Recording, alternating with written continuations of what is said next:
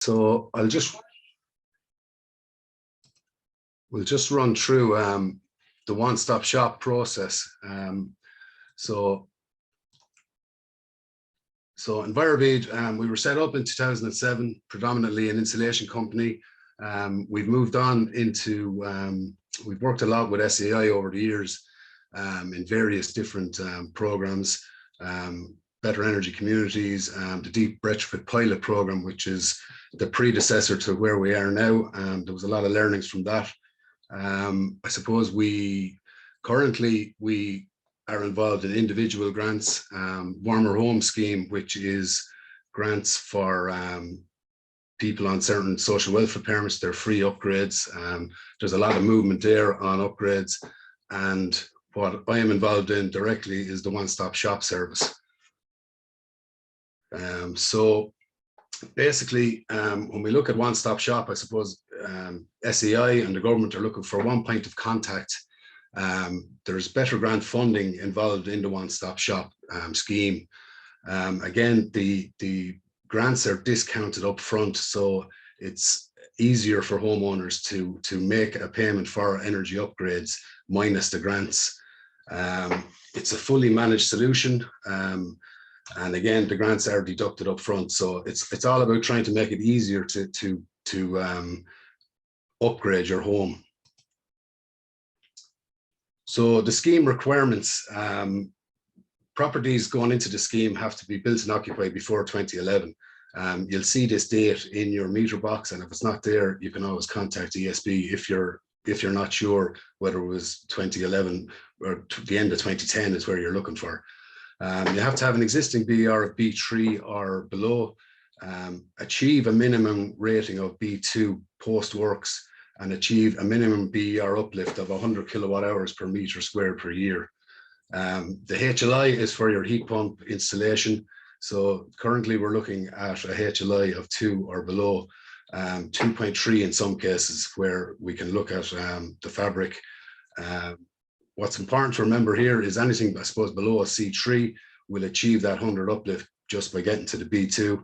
If you're coming to this program with a C1 or B3, you still have to get 100 uplift. So you're heading into A territory.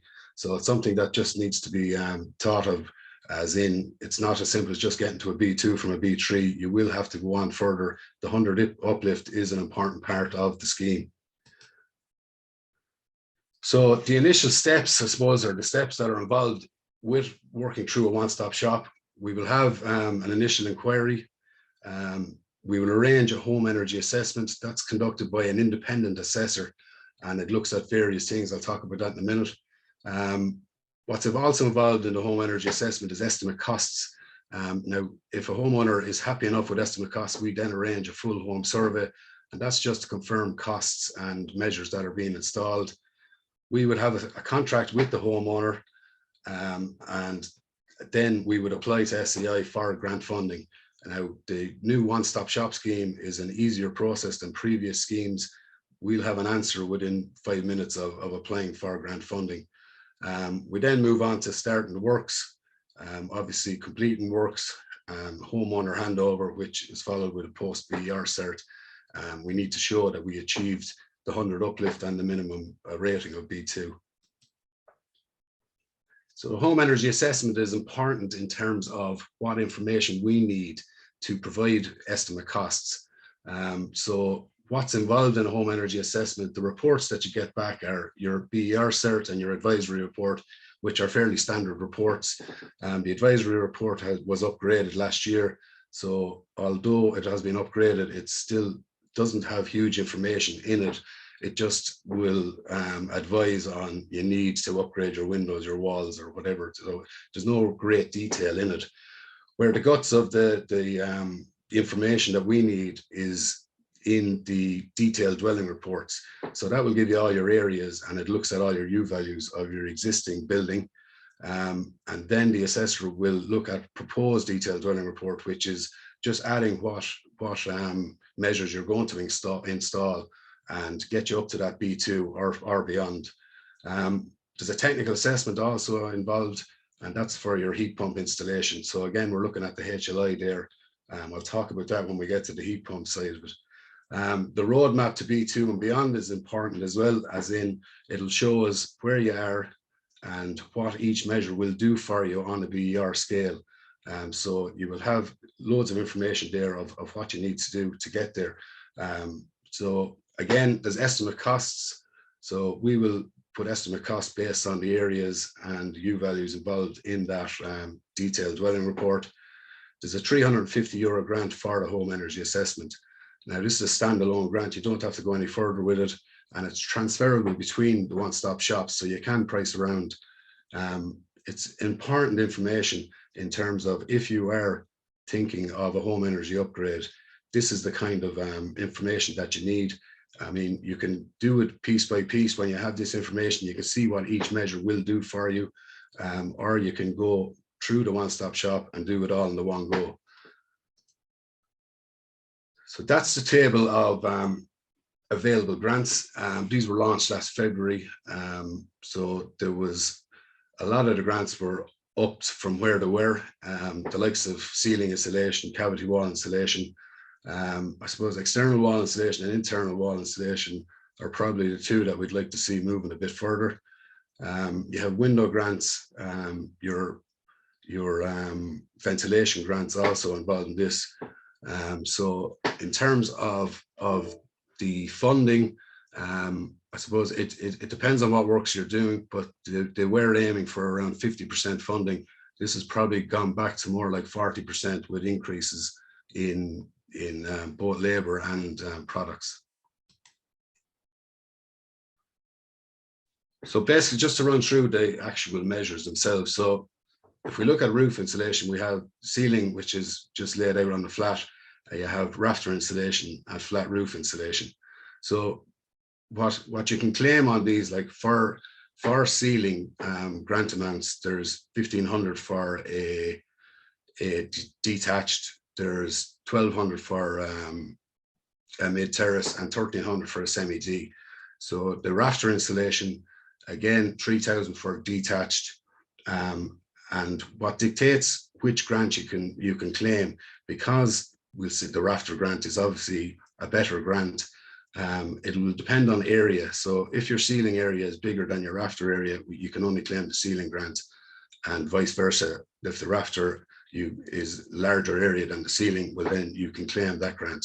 Now, you can also put a flat roof into the rafter sizing, so that may bring you over the line where you can actually claim the larger grant.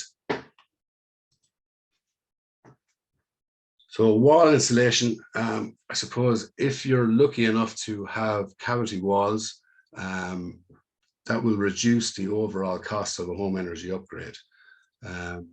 The cavity walls an easy fix, and it's probably the low-hanging fruit. In terms of internal wall insulation, that can be hugely invasive, disruptive. You may have kitchens to move, you may have, you have a lot of things going on there where you're essentially putting new walls inside and re-skimming. There's decoration costs. So it can be an expensive alternative. External wall insulation is the other option. The best of the wall insulations, but it's expensive. Aesthetically, obviously, you'll get the benefit of a new look outside your home, but it is an expensive solution. Again, you can mix and match wall grants, but the larger area is again dictating which grant you can go for. Windows and doors, there's not a whole lot to be said about that, only that you can't get windows and doors in as a single grant. I suppose the advice for windows and doors is go as low as you can with your U values. If you're changing them out, you have kind of one chance to do it. You may as well put in the best that you can. Now, heat pumps, I suppose 90% of the heat pumps that we put in are air to water. Within that, then you have a split system, which is an integrated tank in an internal unit. And you have your monoblock system, which basically just works back to a hot water cylinder. Air to air is becoming more popular. We would find a lot of housing associations would put in air to air. There tend to be in smaller properties. The fallback on air to air used to be that you were depending on the immersion for hot water heating, but again, that has moved on. There's now a hot water heat pump. So you can combine the two, but it depends on usage, I suppose. If you have one person living in a small house, maybe their water usage wouldn't be up to requiring that secondary heat pump. So the air-to-air is a great system for replacing storage heaters, old electric heaters, and obviously you tend to get a 4-to-1 in terms of efficiency out of air-to-air. The current requirements for installing a heat pump is having a HLI or heat loss indicator of 2 or below, now up to 2.3 in certain cases. But again, there's a research call coming out, or is out, launched from SEI, and they are looking for 100 properties with a HLI of between 2.3 and 3. Now, this is to see where a house will say a HLI of 2.6, how that will perform versus a house with a HLI of below 2. So again, this is huge information that is required by SEI. And if anyone is in this situation and they would like to go forward with a heat pump installation outside of the current parameters, so I mean, if they're looking to go ahead with that, by all means, contact SEI or ourselves or one of the other one-stop shops. This is available right now, so it's going to be a huge piece of research to see the effects of the HLI above 2.3. So they're looking for all types of properties. They're obviously not looking for a bunch of 100 the same houses. So the comparisons will be with bungalows and 2-story and detached semis, etc., etc. But that information will be hugely beneficial to SEI about whether they'll move these parameters for heat pump installations.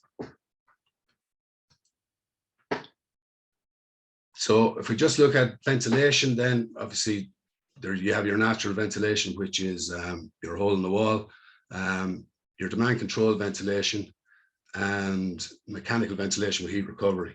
So in terms of retrofitting, the demand control ventilation which sits best in retrofit scenarios. It's easier to install. The mechanical ventilation with heat recovery, unless your home is a bungalow, all the vents are ducted, so you can imagine in a 2-story you're running ducts and boxing them, and so it's a much bigger project. So demand control ventilation is the one that sits best. I mean, they're simple systems, and they do provide your air quality, and they're also closed vents, so it sits well with heat pumps in terms of reducing heat loss.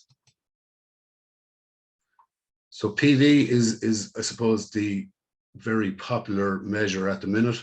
You can see there that up to 2 kilowatts, we'll get a 900 per kilowatt grant, so 1800 for a 2 kilowatt system. You'll get up to 2.4 for a 4 kilowatt system. They removed the battery grant this year, so there's no battery grant. So 2.4 is the max grant you'll get out of the PV systems. Again, I would look at PV as how the home is being used. It's I suppose if you leave the house at 7 in the morning or back at 7 in the night, I wouldn't be looking at PV. So again, this is a personal thing, and it's about doing your own research on it. So that's basically just a rundown through the one-stop shop process. I did it a lot quicker than Stephen probably thought, and I made up the time that we lost before we started. So if there's any questions, I'm happy to answer. Thanks very much, Fergal. That was brilliant. Just waiting now to see is there any questions in the chat. We'll give it 2 minutes anyway. But it's very interesting. I wonder, Fergal, if you could go back to the SEI grant screen, if that's okay. I just want to have a look myself more than anything. Yep. That's perfect. Yeah. So just wait if there's any questions in the chat. But in your experience, do you think is internal wall insulation or external wall insulation the most used, or is it just cavity wall with the, let's say, the retrofits that you're doing at the moment? Yeah, look, if you're lucky enough to have the cavity wall insulation, that's obviously the way to go, and it's about 10% cheaper than going either of the other routes. I suppose there's a lot of houses, especially in the Dublin area, which are hollow block, So you don't have that cavity insulation solution. So you do have to look at internal or external. External is the one that generally we would find that gets installed more. And that's just down to, obviously, everything is completed outside the house. There's no disruption in terms of redecorating. They get the benefit of the new look house.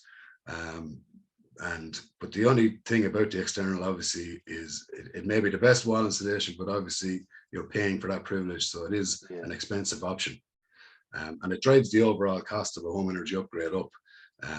You know, whereas the cavity wall, you're at the lower end of costs. Once you bring external into it at all, it's driving the costs up. Yeah. We have a couple of questions coming in here now. Is there a cost difference between air to water and air to air heat pumps? Roughly how much would you say? Yeah, air to air is a cheaper system. It depends if you go with the hot water or heat pump as well. That obviously brings the cost back up again. There's a grant difference as well in terms of the air to water grant. You'll get 6,500 for the heat pump. If you're putting in RADs, there's €2,000 of a grant for what they call essential heating. So that's either underfloor or radiators. And there's a 2,000 bonus for achieving the B2 standard. So for an air to water, if you include RADs, you can get a grant of 10,500. The air to air is 3,500. Now you still get the bonus grant of 2,000, which brings you to 5,500. I suppose with RADs and a heat pump installation, you could be talking anything from 16 to 20,000 with a 10,500 grant. For the air to air, you obviously don't have RADs, but if you were to put in the second heat for hot water, you could be looking at 10 to 14,000 with a 5,500 grant. But again, the air to air is meant for smaller properties, for apartments. They're restricted to a 5-to-1, which is 1 outdoor unit for 5 indoor units. So that's as big as they can get, unless you put 2 air to air heat pumps in. But that's where you're restricted in terms of, so they're designed for smaller dwellings. And I suppose they're replacing storage heaters, which are obviously only giving you a 1-to-1 efficiency. That makes a lot of sense, yeah. We have another question here. Is like, what would you suggest for upgrading insulation value in a timber frame dwelling? Timber frames are I suppose timber frames are an odd one in that they were always designed for internal insulation. That's the way they're designed. You can't pump them and you can't put external insulation onto them. So internal insulation is your only option. Now, the two options there are take off the plasterboard that are there and insulate back inside the studs. I suppose the problem with timber frames over the years is that they were made with fiber insulation. And as the studs are standing, the walls are standing for so long, the insulation tends to drop. So you have a cold bridge all the way across the top of these junctions. So you can take off all the plasterboard, which is a huge job, or you can go internal insulation and just put the boards onto the existing walls. But again, you're down to big disruption, redecoration, re-skimming the walls, you know. So it's a big project to go at a timber frame walls. Generally, timber frame walls are not too bad, but even a thermal scanner to see has the insulation dropped, because they tend to have cold bridging around the junctions where the two studs meet. You know, the insulation has dropped down over the years. Perfect, yeah. 2 more questions now, and we'll let you go. It's like, what about percentage of customers that reject grants, if at all, to move forward faster? I'm not sure of the question, but maybe Revo, if you could clarify a little bit more, and we'll move on to the next question. If you have a cavity wall with some white insulation and also internal dry lining, what are the options? Pumped walls? Yeah, absolutely. If there's any room in the cavity, it's the cheapest solution is to pump the walls. The problem with old dry lining is that you could have polythene at the back of it. So it depends on when that was put in. I mean, polythene and battens were a common solution for dry lining, and you know, if you wanted to grow mushrooms, that's the way you go about it. And last one then is it possible to seal and insulate a dormer bungalow with soffit vents? To seal them with soffit vents.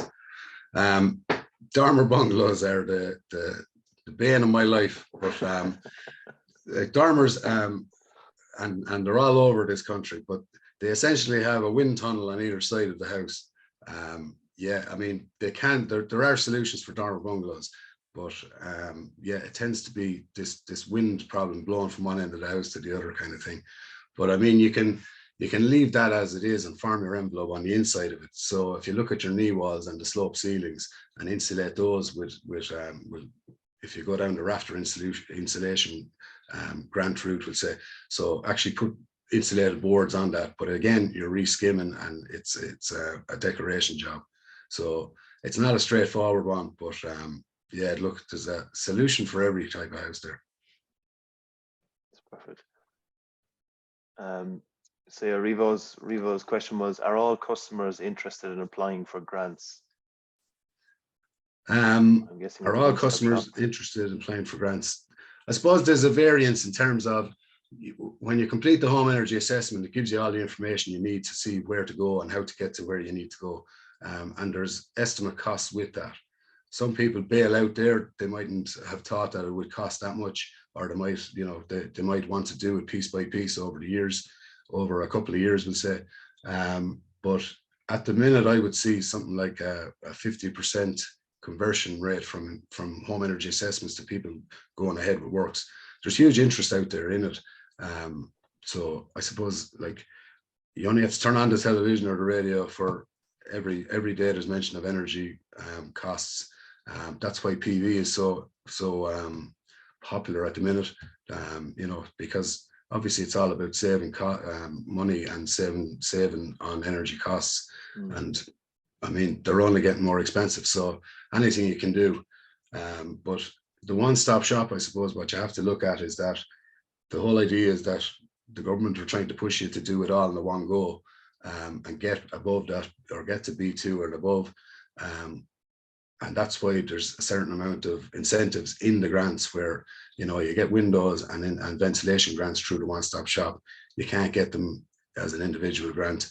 The heat pump, there's bonuses there for going with the heat pump as well. So if you can do it all in the one go, obviously that's the way to do it. It's one go at it to future-proof the house. But again, there's nothing wrong with going piece by piece if that's what you need to do. That's perfect. I'm just conscious of time here now, so we'll leave it there if that's good. There's more questions in the chat. We'll try to get them over to. We'll get them over to you, Fergal, and we'll try and get your response back to them. And for everyone that's interested, tomorrow we'll be kicking off again with hopefully around 1:15. We fixed the Zoom issue, I believe. So yeah, 1:15 we'll be kicking off tomorrow with Unipipe heat pump supplier in Ireland. They're NZEB heat pumps. So if you can join us for that, we'll be talking through their product list and their control settings and the benefits of heat pumps as well. And it kind of makes sense to go through firstly yesterday with NZEB with Bev and today with Fergal to kind of get the idea of why we're using heat pumps. And in order to use a heat pump, you obviously need a good building, and a good heat pump needs a good building, and a good building needs a good one-stop shop or a good contractor as well. So I hope you all enjoyed, and thank you very much, Fergal, for today. It was brilliant, and thanks for answering the questions, and thanks everyone for coming, and we'll see you tomorrow. Thanks to you. Perfect. Cheers.